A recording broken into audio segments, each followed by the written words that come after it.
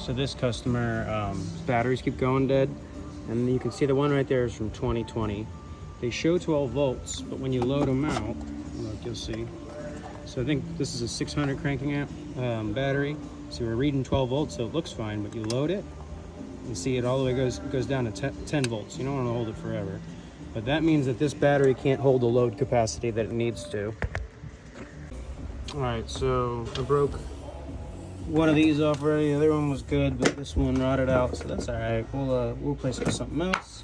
We'll get this all disconnected, get some new batteries in them. I don't think I recorded this before, so let me do that. So this is the battery that the ECM live wire was on, and I actually don't wire them like this anymore for this reason. But if this battery starts to go bad, and even when you put it on dual, it still fucks with the motor a little bit. So you can see we're at 11 volts, we load it, boom, nothing. Now, to really test this battery properly, we should charge it fully and then repeat this test.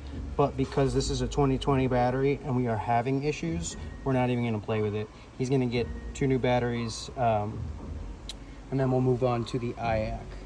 Because I know we got an idle issue here, which I'm fairly certain is an IAC. But for now, let's get these batteries swapped out and then we'll go from there. All right, we're all cleared out. And then I know what everything does, but if you're doing this and you don't, you can just zip tie each one together and then leave them close to where it's at. That way you put everything back in the same way.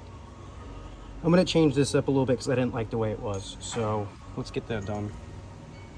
A couple things to look for: make sure there's no screws in the battery trays, make sure there's no wires getting tucked underneath the battery trays, and then put your straps on before you do anything. That way they're tight, they're done, they're out of the way. You don't have to get wires all through them and then undo them and everything. Just separate them, make sure there's no wires on them, and then have those done, and now we can start wiring. If these squish connectors are real squished, go in there with like a flathead and just pry this open so that way it seats all the way down. You want this thing on there.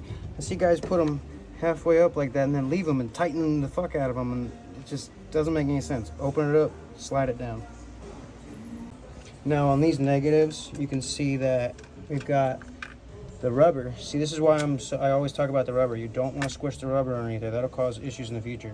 So I'm about to hit this with my grinder. And the one thing is these are usually coated with something. They're tinned or whatever the case may be. Once you hit it with the grinder, they rot a lot faster.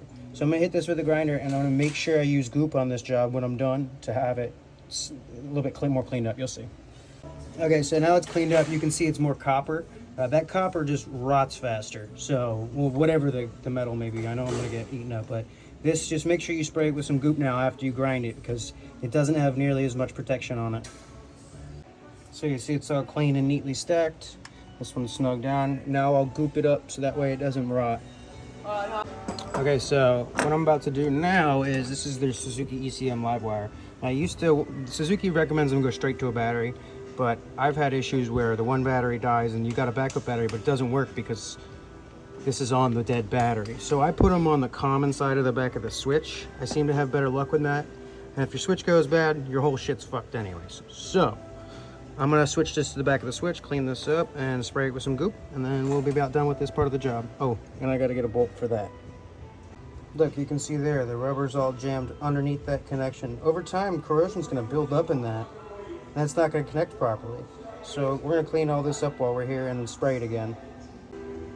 Look at that. See? I mean, that's just common sense, not a good idea. We gotta be looking at that. And if you look, I got all of the collars, so when they're pushed down flat, separate, so they're not holding each other up, so they'll lay down completely flat. So that's everything laid flat and tightened, and then spray with goop, let's put it back together. All right, everything's back together. We just gotta get that bolt, and then once the goop dries, I'll put the covers back on. But there's our switch.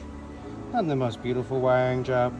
You know, I tried to keep it in the lines here, and straights, and you know, it's not my #1 favorite job, but it'll look all right.